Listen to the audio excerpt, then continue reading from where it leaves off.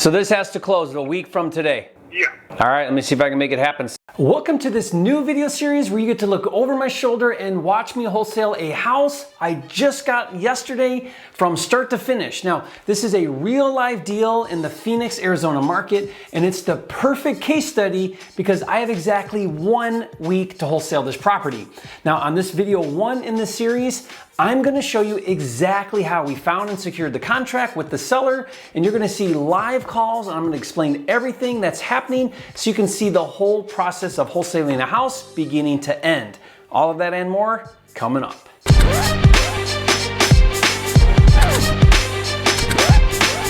For a limited time, you can get a free copy of Jerry Norton's Quickstart Kit with everything you need to flip your first house in 30 days or less. Download it now at myquickstartkit.com. If you're new here to this channel, I'm Jerry Norton with FlippingMastery.com, and this channel is all about ways to help you make money wholesaling and flipping real estate so you can live your dream life. Be sure to subscribe and click the bell icon to get notified when new videos are released. Before we dive in, there are 3 things that I want to establish and make crystal clear. First, I have almost 500 videos here on the channel all about wholesaling and flipping. Now, as I go through this deal in this video series, and as I'm explaining the different steps and methods, I'll reference other videos I've done that go into more detail about that specific step or method.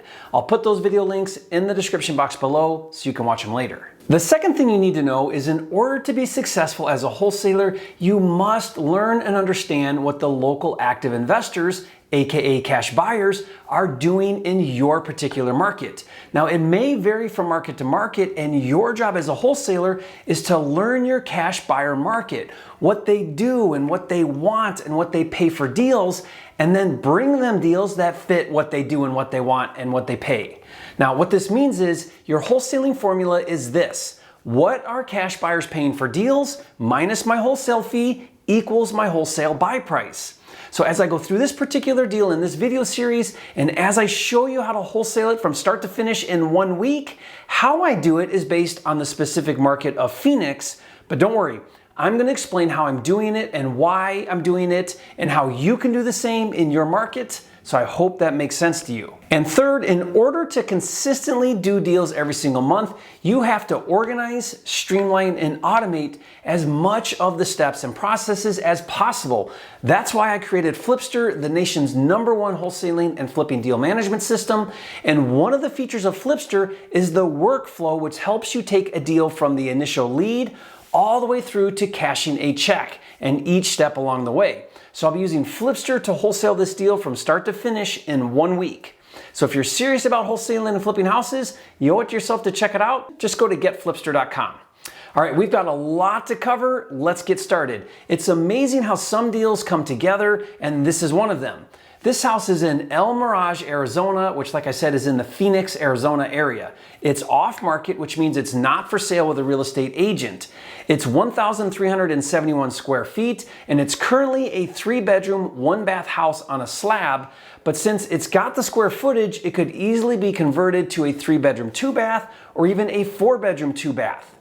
But as you can see on the inside, it's a shell, and these types of homes aren't complicated to reconfigure the floor plan, and doing so would greatly increase the value.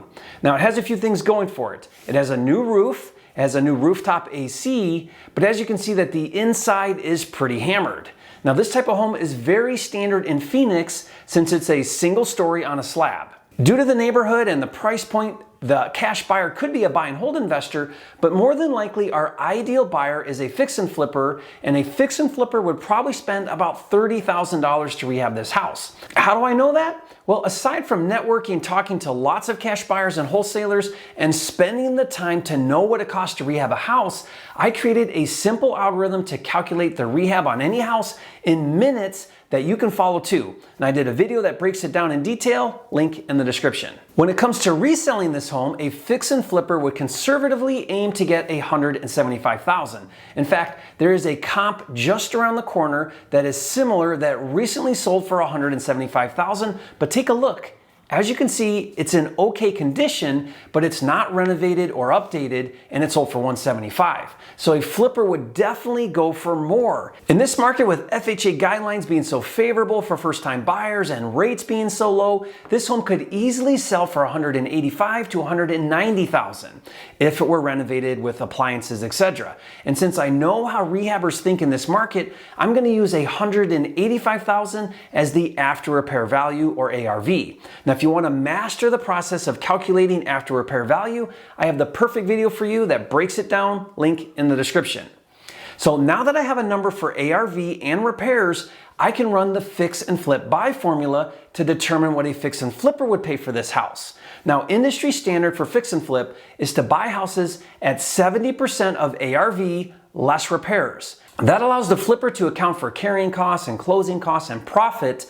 But currently, as of this recording, flippers in Phoenix are paying 80% of ARV less repairs, which I think is insane. I would never fix and flip a house at 80% less repairs. Those margins are way too tight for me, but I'm not the fix and flipper on this deal. I'm the wholesaler. And remember, the wholesaling formula is what would a cash buyer pay for the deal minus your wholesale fee equals the wholesale buy price. So for you watching this, you need to learn what formula fix and flippers are using in your market. It's actually pretty easy. Call up 4 or 5 of the top wholesalers in your market. You know, the players doing 5, 10, 15 or more deals a month, and ask them what formula their cash buyers are currently using. Then use that formula. By the way, if the fix and flip or wholesaling formula is unfamiliar to you and you don't firmly have a handle on how to run that formula, then be sure to watch a video where I explain it in detail, link in the description.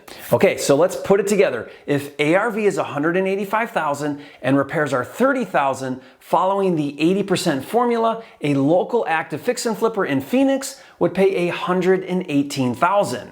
Now, next I have to decide my wholesale fee, and I'm going to add a nice round $18,000 wholesale fee, which makes my buy price $100,000. So why $18,000?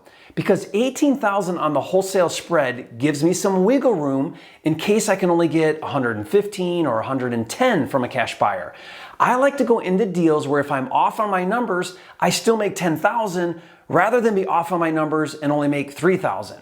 Now again, I'm making this video series as we go, and I don't know yet how it's going to all play out. Not every deal makes it to the finish line.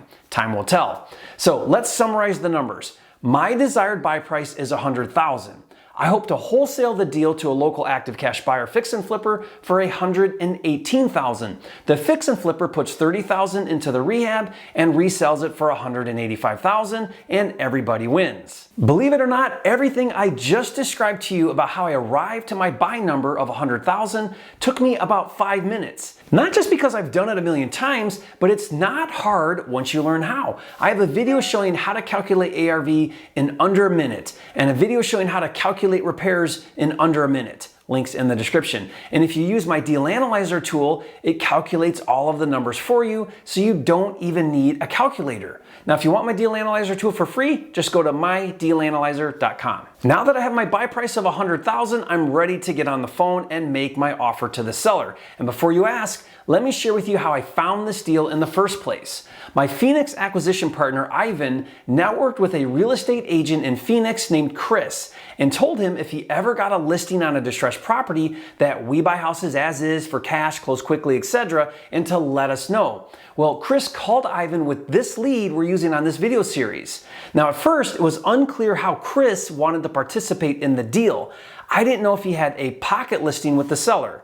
A pocket listing is when an agent has a listing agreement with a seller, and before putting it on market, he or she tries to find a buyer. Or maybe he doesn't have the listing and just wants a bird dog or referral fee. So before going any further, I needed to clarify how he was going to be involved in the deal. This matters because I need to know if the seller is paying him or if I need to pay him. So I got on the phone with the agent Chris to figure it out. Take a listen.